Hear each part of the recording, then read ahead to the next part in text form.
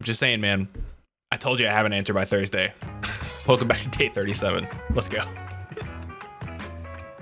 So let's backtrack just a bit. Where we left off, we were getting a fetch error on the check user call. This error was because the front end and the back end weren't actually talking to each other. The front end did not have permission from CORS to access my back end. So after solving that, I realized we weren't even listening on the correct port either. I figured this out by testing a post user call within Postman. I was able to send data to my database via Postman, but not from the front end. So after some console logs, we were able to get that solved as well. Now onto the actual form itself, not wanting to register a new user. This was because my view director, where I was calling the check user and register user, it was only checking for a new user if they were new. There was no logic set up to send them to the next step to actually register. So after doing this, we are able to sign in, authenticate in Firebase, and register a new user in the database.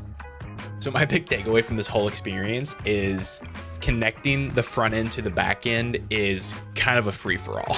My bootcamp didn't really provide any kind of documentation or walkthrough or lecture on how to connect the front end and back end like they've done with other topics in the past, and I think I kind of understand why. I'm not super thrilled on not getting any kind of guidance or getting any kind of hints on connecting the front and back, but I think this process really showed me how to go about problem solving on my own. Using all the things I had around me, like AI tools, documentation, and even my group just kind of rubber ducking with one another, it was a really eye-opening experience and helped me learn a lot on what can go wrong from a back end to a front end perspective. And even though this entire process took me well over a few days in total of debugging and trying new things, breaking things and fixing things and then breaking them again, I really feel like I have a better understanding of the connection and how a back actually connects to the front. Before this experience, I really had no idea what CORS was even doing and why it was important in my project. And I'm still a little bit iffy on it, but things like that are making so much more sense now that I had to struggle to find the answer and find my solution.